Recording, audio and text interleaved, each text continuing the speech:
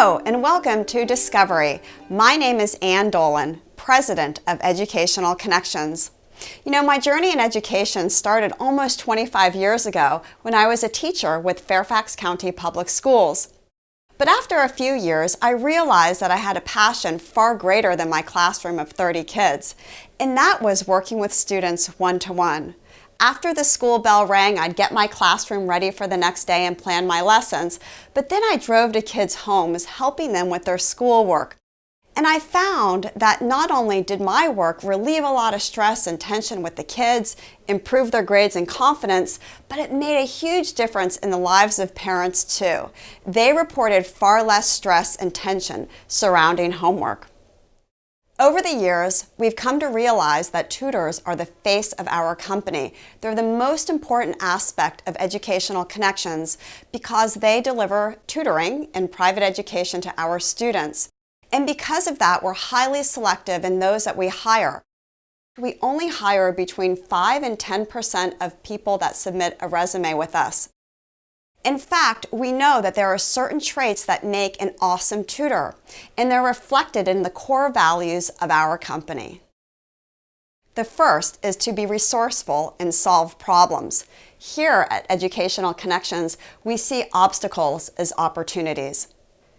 Next, taking initiative and doing what you say is vital.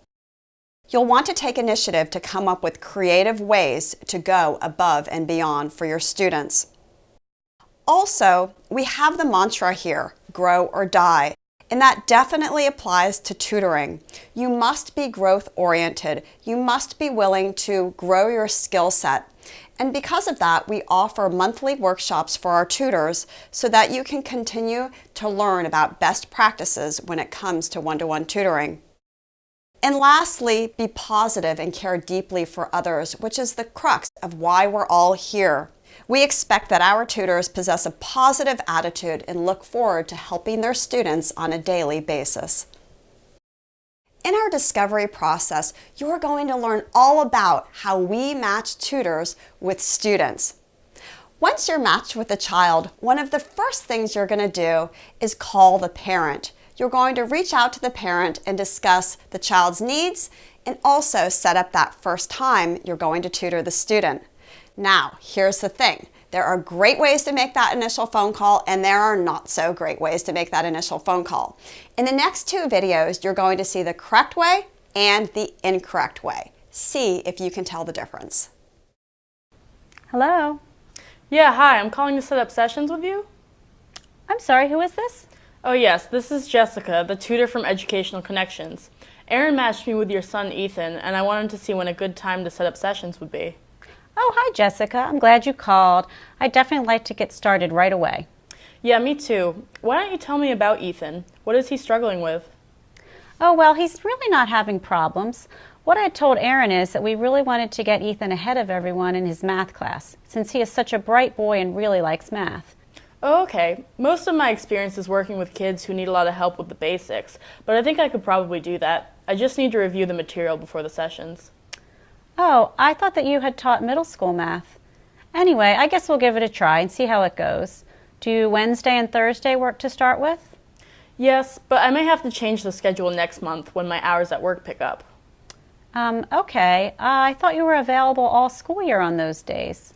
Well, I probably am, but it may change. Anyway, I will definitely be available this week on those days for this month.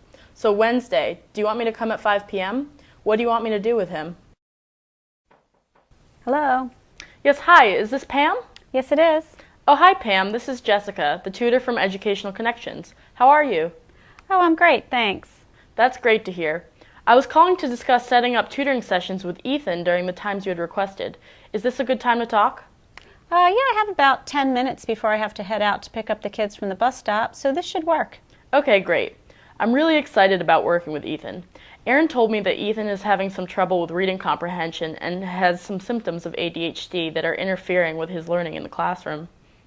Yes, he is, Jessica. Do you feel pretty confident working with those types of issues? I do, Pam. I have a lot of experience tutoring elementary reading and really think that I'll be able to help him.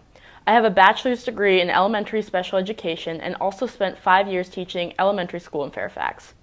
That's great to hear. I've had some trouble getting help for him at school, and I hope we can get started right away.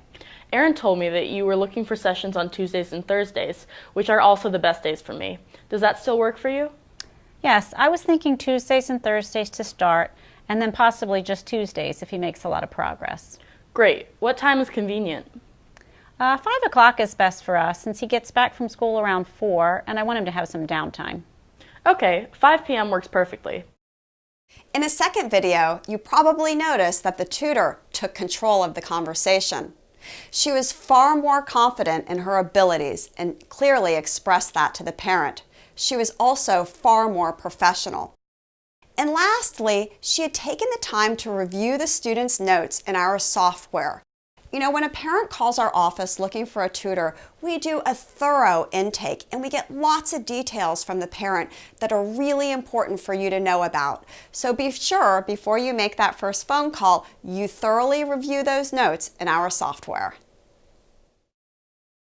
Hi everyone, my name is Christine, and today I'm going to show you how to log into our software system, how to access all the great resources that we have to offer, we refer to this as the document library, and how to enter sessions after tutoring has taken place. To log into our software system, you'll need to click the link that was sent to you in an email asking you to set a password. Once you've done this, visit the website secure.oasisonline.com, enter your full email address and your password, and click Login. Oasis has many resources available to you. The first thing to note is the document library, which you can access by going to Tools and click Documents.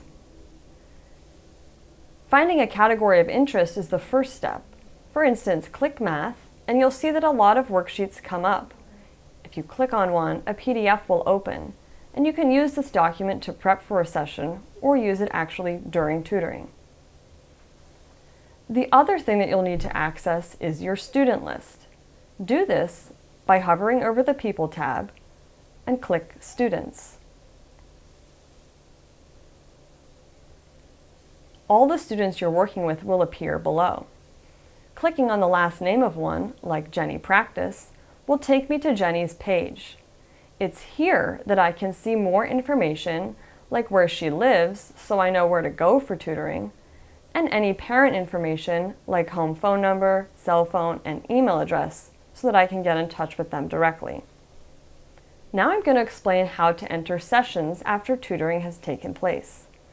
There are 2 ways to create sessions, and I'll take you through both. First is using the Sessions grid. Hover over the Sessions tab and click Sessions. Press the blue plus New button and a session screen will pop up. Now I'm going to walk you through an example of how to create a session using Jenny Practice. In the first drop-down menu, select where Jenny lives. In this case, it's Virginia. In the second drop-down menu, select the abbreviation that matches what I selected in the first drop-down menu. Always double-check that your name appears here in the third drop-down menu. Jenny Practice is a test prep student, so I will select Test Prep in the fourth drop-down menu. I now see Jenny's name appear below in the grid. Moving right along, I'll select the date that the session happened, the start time, and the duration. Now it's time to tell the system which student actually attended the session. And to do this, I move my mouse to the left of the student's name who attended, click the red X to a green check, and now it's time for me to enter student notes. Notes for the lesson must be entered in the gray space underneath student notes. Double-click this area and enter notes. Student notes should include a summary of what happened, any updates there are, and of course any homework assigned or things that the student should complete for next time. Once you've entered notes, hit OK. It's essential that you hit the OK in order for your notes to save. You can see that they appear here in line with the student's name. Notes should not be entered in the Session Notes area. This is only if you have a concern to communicate directly with Educational Connections staff. If at this point you realize you made an error in one or any of the drop-down menus above, you must copy your student notes, uncheck the student, and make any changes above before selecting the student again and pasting back in your notes. Now you're ready to submit the session by clicking Submit. You'll notice the button turns orange and hitting Save. At this point, you'll see a green check appear in the S column, which stands for Submitted. And after the session is looked at by staff, a check will appear in either the R for Review or A for Approved column. As long as there's a check in either one of these columns, you're good to go. The second way to create sessions is through the calendar. Hover over the Sessions tab, click Calendar. In the first drop-down menu, select where the tutoring took place. Jenny Practice lives in Virginia. In the second drop-down menu, select the abbreviation that matches what you chose in the first drop-down. Again, double-check your name appears, and click the blue New Session button. From here, you follow the same steps as outlined before submitting and saving your session. These are the basics of how to create sessions in our software system. If you have additional questions, like how to delete a session or edit a session, or even how to create sessions in advance, please refer to our written directions. Thank you so much for taking the time to learn about our company. We look forward to seeing you at Discovery.